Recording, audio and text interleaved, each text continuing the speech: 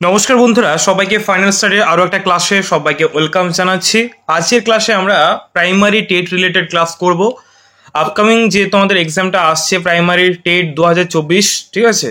তো তোমাদের আমি একটা ভিডিও বানিয়ে জানিয়ে দিয়েছিলাম যে 2023 সালের যে তোমাদের পরীক্ষাটা হয়েছিল প্রাইমারি টেট, সেটার কিন্তু রেজাল্ট খুব তাড়াতাড়ি এই মাসে কিন্তু তোমাদের দিয়ে দেবে। ওকে, অলরেডি কিন্তু ওয়েবসাইটে কিন্তু অপশন ওপেন হয়ে গেছে, কিন্তু এখনো পর্যন্ত কিন্তু রেজাল্ট কিন্তু পাবলিশড হয়নি। তো একটু ওয়েট করো, অবশ্যই কিন্তু খুব তাড়াতাড়ি এক সপ্তাহের মধ্যে কিন্তু তোমরা যারা 2023 সালে পরীক্ষা দিয়েছিলে প্রাইমারির, তারা কিন্তু রেজাল্ট অবশ্যই জানতে পারবে এবং যে টেট কোয়ালিফাইড যে সার্টিফিকেট সেটাও তোমরা কিন্তু ওয়েবসাইট থেকে ডাউনলোড করতে পারবে, ঠিক আছে? তো অনেকেই রয়েছেও যারা 2023 সালে পরীক্ষা ভালো হয়নি, পরীক্ষার প্রশ্ন অনেকটা স্ট্যান্ডার্ড ছিল বলে তারা কিন্তু চাইলেই কিন্তু 2024 সালে কিন্তু ভালোভাবে এখন থেকে প্রিপারেশন তোমাদের নিতে হবে। তার কারণ হাতে তোমাদের প্রায় 2.5 মাস কিন্তু সময়।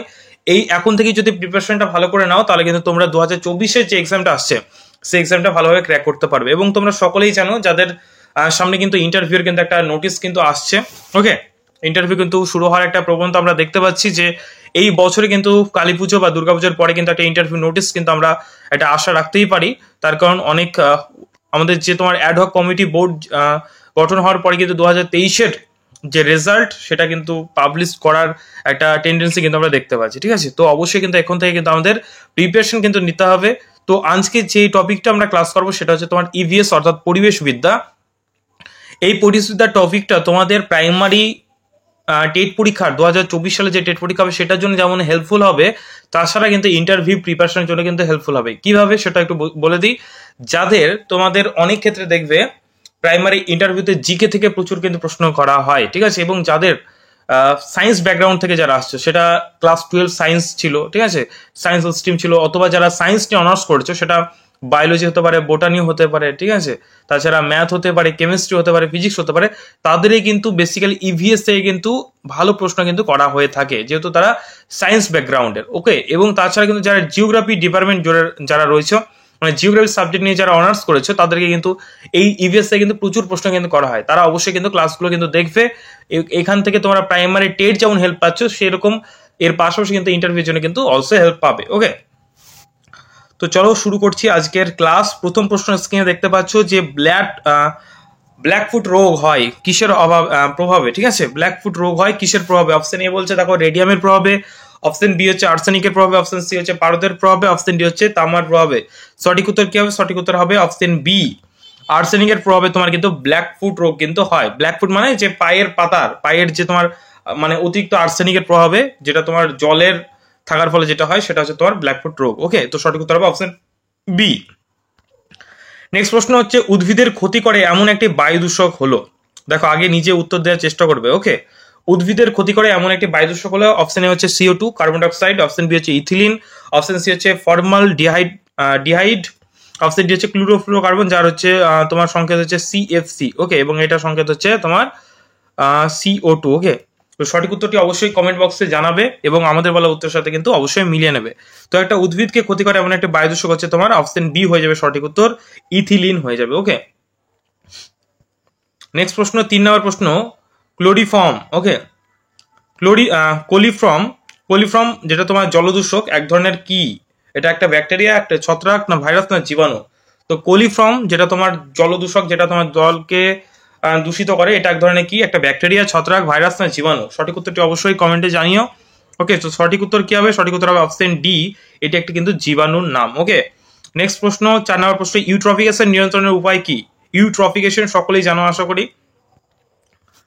ইউট্রফিকেশন নিয়ন্ত্রণের উপায় হচ্ছে কি? অপশন এ জলে কপার সালফেট আর্সেনিয়েটের প্রয়োগ, অপশন বি হচ্ছে জলে মৎস্য সংরক্ষণের ব্যবস্থা, অপশন সি হচ্ছে পুকুরের চারপাশে উঁচু পাড় দিয়ে বাঁধিয়ে দেওয়া, অপশন ডি হচ্ছে পুকুরে মানুষের যাতায়াত বন্ধ করা। তো ইউট্রফিকেশন এর তোমার ইউট্রফিকেশন মানে যে তোমার জলে যে তোমার যে প্ল্যাংটন গুলোর পরিমাণ বেড়ে যায়, ঠিক আছে, বিভিন্ন তোমার জলে কাপড় কাচার ফলে বা বিভিন্ন তোমার যে সালফেট জাতীয় ইউজ করার ফলে। তো এটা সঠিক উত্তর কি হবে? অবশ্যই কমেন্ট বক্সে জানিও, ঠিক আছে? সঠিক উত্তর কি হবে? সঠিক উত্তর হবে অপশন এ, জলে কপার সালফেট বা তোমার আর্সেনিয়েট প্রয়োগের ফলে কিন্তু এই যে তোমার ইউট্রফিকেশন কিন্তু আমরা দেখতে পাই। ওকে, নেক্সট 5 নম্বর প্রশ্ন, নলকূপের জলে মিশে থাকা আর্সেনিককে কি বলে? নলকূপের জল যেটা আমরা টিউবওয়েলের জল বলি, ঠিক আছে, যেটা আমরা কল চেপে যে জলটা তুলি, নলকূপ, ভৌম জল যেটা গ্রাউন্ড ওয়াটার জল, নলকূপের জলে মিশে থাকা আর্সেনিককে কি বলা হয়? এটা অবশ্যই কিন্তু তোমরা কমেন্ট বক্সে জানিও। অপশন এ বলছে বিষ জল, অপশন বি বলছে সেকো বিষ, অপশন সি বলছে জলো বিষ, অপশন ডি বলছে নান অফ দিস, মানে কোনোটিই নয়। সঠিক উত্তরটি অবশ্যই কমেন্টে জানিও। সঠিক উত্তর কি হবে? সঠিক উত্তর হবে অপশন বি, এটাকে বলা হয় সেকো বিষ। ঠিক আছে, সেকো বিষ বলা হয়। নেক্সট প্রশ্ন 6 নম্বর প্রশ্ন, হিমঘর থেকে যে বায়ু দূষক গ্যাস নির্গত হয় সেটি কি? হিমঘর থেকে যে তোমার বায়ু দূষক গ্যাস নির্গত হয় সেটা কি? অপশন এ বলছে ডাইঅক্সিন, অপশন বি বলছে ক্লোরোফ্লোরোকার্বন, অপশন সি বলছে ফর্মালডিহাইড, অপশন ডি বলছে অ্যামোনিয়া। সঠিক উত্তর কি হবে? সঠিক উত্তরটি অবশ্যই কমেন্ট বক্সে জানিও। সঠিক উত্তর হবে অপশন ডি, অ্যামোনিয়া হয়ে যাবে সঠিক উত্তর। ওকে, নেক্সট প্রশ্ন 7 নম্বর প্রশ্ন কি বলছে, বাস্তুতন্ত্রের অন্তর্গত একটি নির্দিষ্ট অঞ্চলে বসবাসকারী জীবদেহের মোট ভরকে কি বলা হয়? বাস্তুতন্ত্রের অন্তর্গত একটি নির্দিষ্ট অঞ্চলে বসবাসকারী জীবদেহের মোট ভরকে কি বলা হয়? কি বলা হয় বলো? অপশন কি বলছে দেখো, জীব বৈচিত্র্য, জীব ওজন, জীব ভর না জীব সংখ্যা সূচক। সঠিক উত্তর কি হবে? সঠিক উত্তর হয়ে যাবে অপশন সি। সঠিক উত্তর কি হবে? সঠিক উত্তর হবে অপশন সি হয়ে যাবে সঠিক উত্তর, জীব ভর হয়ে যাবে সঠিক উত্তর। আশা করি বুঝতে পারছো। ওকে, এবার চলো আমরা নেক্সট প্রশ্নে চলে যাই। ওকে, একটু ওয়েট করো। নেক্সট প্রশ্ন 8 নম্বর প্রশ্ন, ভারতের একটি বায়োডাইভার্সিটি হটস্পট এর উদাহরণ দাও। ভারতের একটি বায়োডাইভার্সিটি হটস্পটের উদাহরণ দাও। দেখি আমরা অপশনগুলো দেখে নিই। অপশন এ বলছে সুন্দরবন অঞ্চল, অপশন বি বলছে বঙ্গোপসাগর, অপশন সি বলছে আন্দামান নিকোবর দ্বীপপুঞ্জ, অপশন ডি হচ্ছে জিম করবেট ন্যাশনাল পার্ক। সঠিক উত্তর কি হবে? অবশ্যই কমেন্ট বক্সে জানাও। সঠিক উত্তর হবে অপশন এ, ভারতের একটা বায়োডাইভার্সিটির উদাহরণ হচ্ছে সুন্দরবন অঞ্চল। ওকে, নেক্সট প্রশ্ন 9 নম্বর প্রশ্ন, উদ্ভিদ মোট উৎপাদনের কত শতাংশ শক্তি এনপিপি হিসেবে সংগ্রহ করে? দেখো 4টে অপশন আছে, অবশ্যই সঠিক উত্তরটি কমেন্ট বক্সে জানাও। তো সঠিক উত্তর কি হবে? সঠিক উত্তর হবে অপশন ডি, 50 থেকে 70% হবে সঠিক উত্তর। নেক্সট 10 নম্বর প্রশ্ন কি বলছে, উল্টানো পিরামিডের বৈশিষ্ট্য কি? উল্টানো পিরামিডের বৈশিষ্ট্য কি? Option A B C D 4টে অপশন আছে, সঠিক উত্তরটি অবশ্যই কমেন্টে জানিও। আমরা একটু তাড়াতাড়ি করার চেষ্টা করছি, ঠিক আছে, যেন তোমাদের অল্প সময়ে বেশিরভাগ প্রশ্ন আমরা করতে পারি। সঠিক উত্তর হবে অপশন এ, একটি উৎপাদক ও লক্ষাধিক প্রাথমিক খাদক থাকবে। ওকে, প্রাথমিক খাদক মানে কি? যারা এই যে উৎপাদককে খাদ্য হিসেবে গ্রহণ করে, মানে উৎপাদক বলতে যারা খাদ্য তৈরি করে, যেমন হচ্ছে তোমার সবুজ গাছ বা সবুজ উদ্ভিদ। আর প্রাথমিক খাদক বলতে যারা উৎপাদককে খাদ্য হিসেবে গ্রহণ করে, অর্থাৎ যারা প্রডিউসারকে খাদ্য হিসেবে গ্রহণ করে, তাদেরকে আমরা বলি প্রাইমারি কনজিউমার বা প্রাথমিক খাদক। যেমন হচ্ছে তোমার ঘাস ফড়িং, ছাগল, গরু, ঠিক আছে, এরা তো ঘাস পাতা খেয়ে বেঁচে থাকে, তাই না? এরাই হচ্ছে তোমার প্রাথমিক খাদক। এবং তারপরে যেটা আসে সেটা হচ্ছে গৌণ খাদক। প্রাথমিক খাদককে যারা খাদ্য হিসেবে গ্রহণ করে তাদেরকে বলা হয় গৌণ খাদক। আবার গৌণ খাদককে যারা খাদ্য হিসেবে গ্রহণ করে তাদেরকে বলা হয় প্রগৌণ খাদক। এইভাবে কিন্তু পরপর কিন্তু চলে। নেক্সট তাদেরকে যারা তোমার পচন ঘটায় তাদের বলা হয় ডিকম্পোজার বা বিয়োজক। ঠিক আছে, এরকম ভাবে কিন্তু যে সাইকেলটা চলে সেটাকে বলা হয় ফুড সাইকেল বা ফুড চেন। ঠিক আছে, নেক্সট 11 নম্বর হচ্ছে, সম্পদ আহরণের ফলে বাস্তুতন্ত্রের ক্ষতির পুনরুদ্ধারকে কি বলা হয়? অপশন এ বলছে ইকোলজিক্যাল স্টোরশন, অপশন বি বলছে ইকোলজিক্যাল ডিস্টোরশন, অপশন সি বলছে ইকোলজিক্যাল স্টোরেজ, অপশন ডি বলছে ইকোলজিক্যাল ডিস্টোরেজ। ওকে, তো কি হবে সঠিক উত্তর? অবশ্যই কমেন্ট বক্সে জানাও।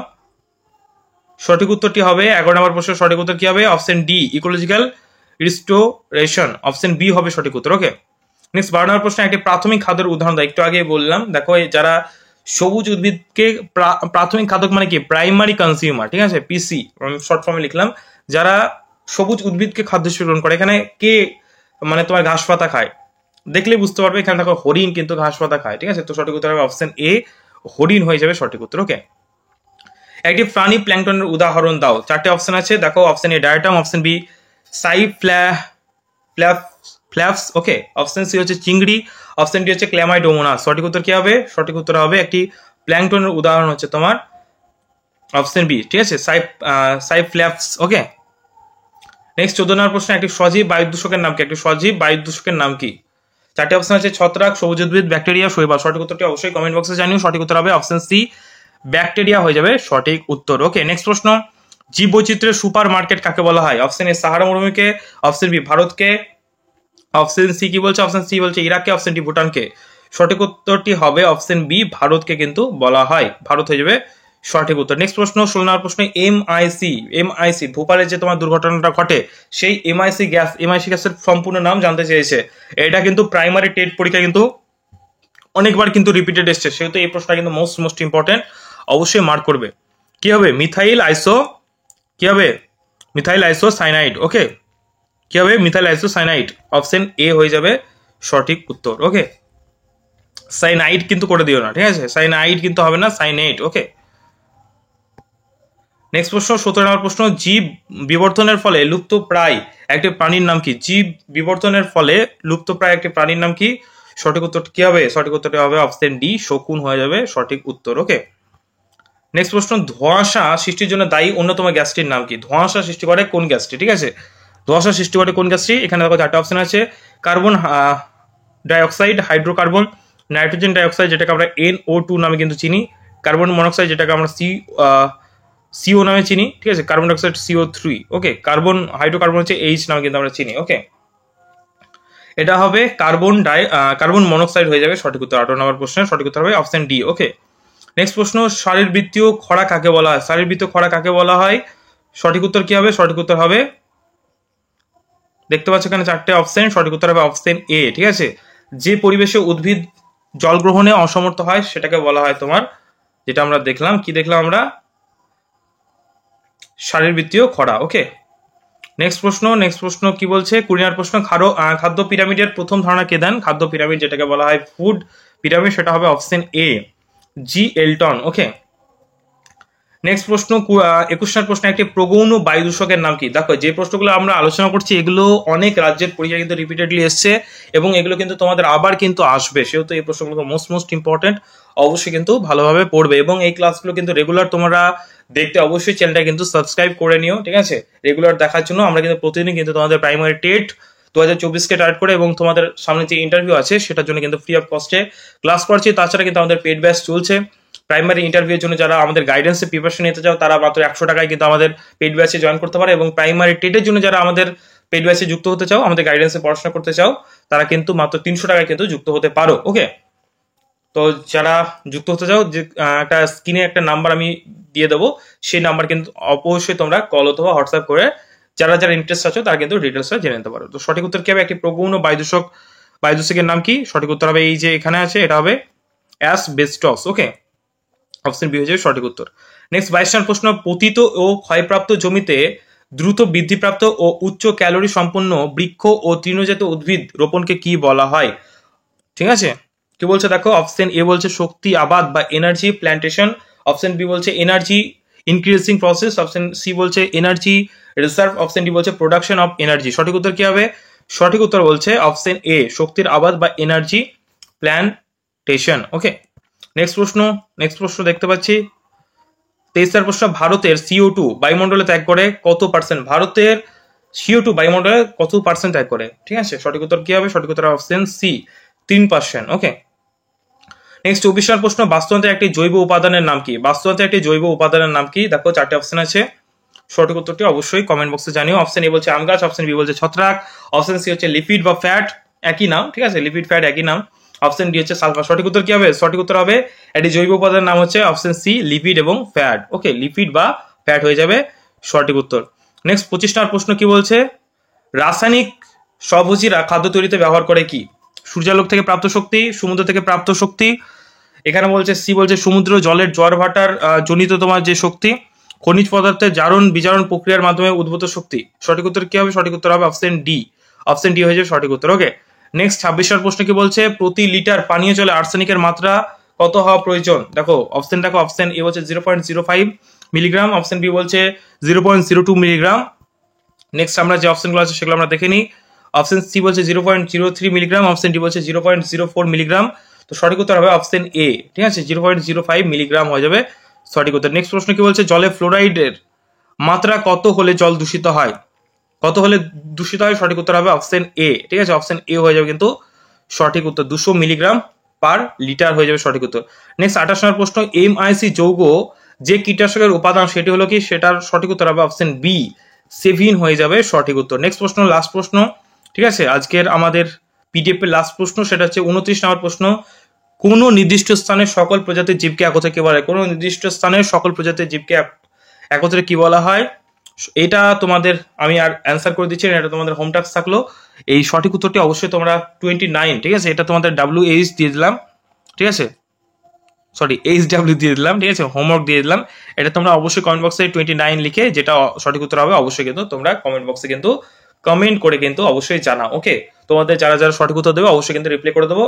আর তোমাদের যেটা বলার, যারা যারা আমাদের প্রাইমারি টেট ব্যাচ এবং যারা আমাদের প্রাইমারি ইন্টারভিউ ব্যাচে যারা অ্যাডমিশন নিতে চাইছো, তারা যে স্ক্রিনে যে নাম্বারটা দেখতে পাচ্ছ এই নাম্বারে তোমরা কল অথবা হোয়াটসঅ্যাপ করে নিও। আমাদের কিন্তু দুটো স্পেশাল কিন্তু নিউ ব্যাচ কিন্তু রানিং চলছে। যারা প্রাইমারি টেটের জন্য অ্যাডমিশন নিতে চাও তারা মাত্র 100 টাকা, এবং যারা ইন্টারভিউর জন্য 100 টাকা, এবং যারা প্রাইমারি টেট ব্যাচের জন্য অ্যাডমিশন নিতে চাও তারা মাত্র 300 টাকা কিন্তু এখন অ্যাডমিশন নিতে পারো, যেটা কিন্তু আমাদের অফার প্রাইস কিন্তু চলছে। ওকে, তো ভিডিওটা এখানে শেষ করছি। দেখা হচ্ছে পরের কোনো ক্লাসে। ভিডিওটা ভালো লাগলে অবশ্যই একটা লাইক করে দিও। ভালো লাগলে অবশ্যই নিচের মতামত কমেন্টে জানিও, এবং চ্যানেল নতুন হলে অবশ্যই চ্যানেলটাকে সাবস্ক্রাইব করে নিও। Thank you.